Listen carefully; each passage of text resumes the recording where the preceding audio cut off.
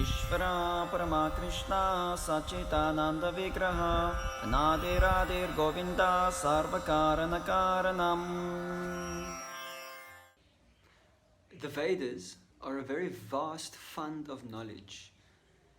In fact, the name Veda itself means knowledge, and anything that constitutes knowledge would be found in the Vedas. So where did the Vedas come from? So the Vedas, they originated from a non-material source. They originate from beyond this material cosmos, from Krishna, the Supreme Personality of Godhead himself. So as we discussed in our previous video, Lord Brahma, who was the first living entity who entered into this universe, he appeared from the lotus flower, which came out of the navel of Vishnu, of Garbhodakashayi Vishnu. So when he came out of this flower, Brahma was looking around and he could not see anything. It was complete darkness. He just saw himself, he saw the lotus flower that he was sitting on, and he saw the stem that was coming down. So he went all the way down the stem, and at the bottom he just found this massive unlimited ocean, and he went all the way back up and he thought, what's going on? And so he sat down and he calmed himself, and then he heard these two syllables, tapas, tapas, tapas, which means austerity. So he was being instructed and guided to perform austerities, to purify his consciousness, which is what he did. And for thousands of celestial years, he sat down in meditation and austerity and completely purified his consciousness. After which, he got to get a perfect vision of the spiritual world, and he got to meet and see Krishna himself.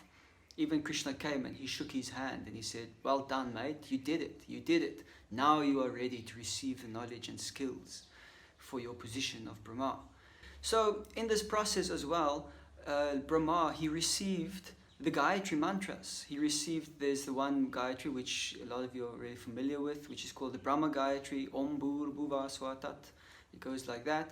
But then he received some other Gayatris as well, which have been kept secret through the lineages, and one of the Gayatris he particularly received was called the Gopal and the Kama Gayatri.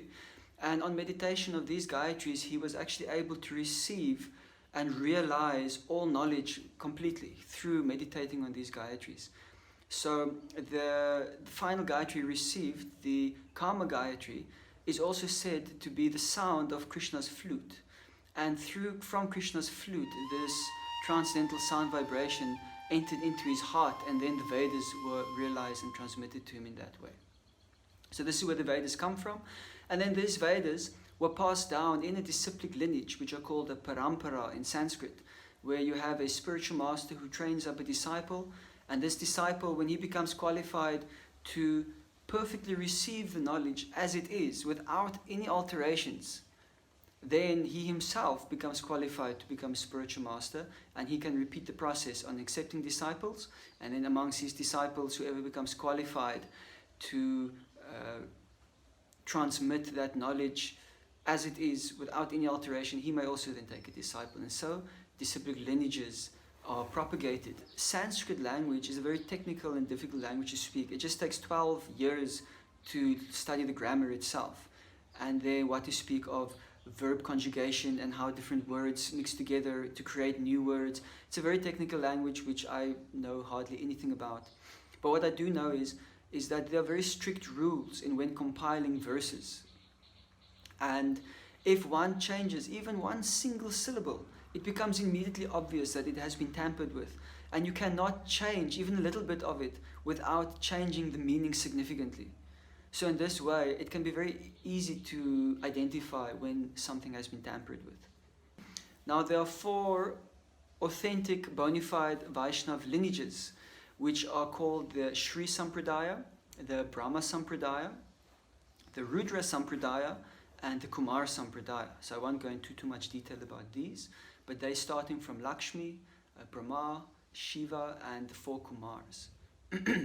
So the lineage which I am part of is called the Brahma Madhva Gaudiya Sampradaya. The disciple of Brahma, his name is Narad Muni, and he had a disciple whose name was Veda Vyasadeva. So 5,000 years ago, more or less, on this planet, Vyasadeva, he foresaw that the memories of people in this age would be very, very reduced. And before, people did not need books because people's minds were so peaceful, they were so focused, and they were so responsibly, energetically and mentally, that they did not forget things. When a student would sit down and listen, he would hear something once and he would not forget it. These people, they called Shruti Dars, means you hear once and you remember. Perfect memory. So today, such people do exist, and they're quite, in our society, somebody like that would be viewed as quite phenomenal. But in ancient cultures, it was quite a common thing to find a Shrutidar. It was not that an amazing thing. It's still amazing, but not that amazing as what we see it today, because hardly anybody are Shrutidars today. So Vyasadeva decided to compile the Vedas into books, and he divided them into 4 sections called the Rig Veda, Yajur Veda, Samaveda, and Atharva Veda. And he divided them into these ways so that it will be easier for us to study. And then each of these Vedas, they are each divided into 4 further sections: the Brahmanas, there are the Samhitas, there are the Aranyakas. There is also the Upanishads, which are philosophical treatises on life and consciousness and Brahma, spirit. So these Vedas are divided into these ways for us to study easier. Also, there's what's called the Upa-Vedas and Vedangas, which are just extensions of the Vedas. And in there are sciences such as Ayurveda, which is a very complete and holistic and advanced system of medicine. Ayurveda literally means the knowledge of perfect health. There is Dhanurveda, the art of warfare, not just about weapons, but how to use different elements in certain ways, even how to manipulate certain natural phenomena, such as the weather, to play in your favor. There is knowledge of agriculture. There is knowledge of machines. There is also what is called the Purana and the Itihasas, which are also considered part of the Vedas. Now, these Puranas and Itihasas, they were not part of the Vedas that Brahma received. They are historical accounts which give practical examples of these same truths which are found in the Vedas that Brahma received. So the Itihasas, they are historical sagas which follow certain personalities through their different exploits, such as the Ramayana, which is following Lord Ramachandra, Sita and his brother Lakshman, as they were exiled from the kingdom, and then all of that was going on. Or the Mahabharata, which are following these 5 brothers, collectively known as the Pandavas, and how they had their adventures. And then there are the Puranas, which I like to describe as non-geocentric histories of intergalactic affairs. So these are stories which specifically bring out certain truths. So Puranas have certain requirements that they have to meet to be able to be called a Purana. And different Puranas, they're also pursuing different conclusions. And so they're also of different degrees. And the topmost of the Puranas is called the Amla Purana, which means the spotless Purana. It's also called the Srimad Bhagavatam. And this Purana only deals with spiritual subject matter. And right at the beginning of the book, it completely rejects any and all types of knowledge and processes and religions which have any kind of material motivation in them. It's a really amazing book. Of all the Vedas that was received by Lord Brahma, a lot of it didn't make it down to earth because they're not relevant to us. In fact, there are South Indian Brahmins which are chanting mantras to maintain this knowledge of these mantras, but they have no idea what it means because they're not meant for human beings on this planet. But still, they're chanting them as a matter of tradition to keep them going. And also through the histories, a lot of these Vedas have been destroyed by the Greeks, by the Moguls and the Muslims that came in and other invading countries. And a lot of these Vedas were taken and they were destroyed. Even the Germans and the Russians, they got their hands on some of them. So whatever even remains now on this planet might be about 2% of the totality of the Vedas. Even that is too much to be able to study in one lifetime. It just gives you a nice idea of how vast the Vedas are. There's some really cool knowledge to be found in the Vedas which indicate that the Vedic civilizations were in fact very, very advanced, in many ways even more advanced than us. which is a bit of a contradiction to the commonly accepted modern idea that many thousands of years ago human beings were still living in caves and being very barbaric and uneducated and uncivilized. For example, in the Rig Veda, there is a passage which reads, "It is remembered here that the sun traverses 2,202 yojanas in half an emisha."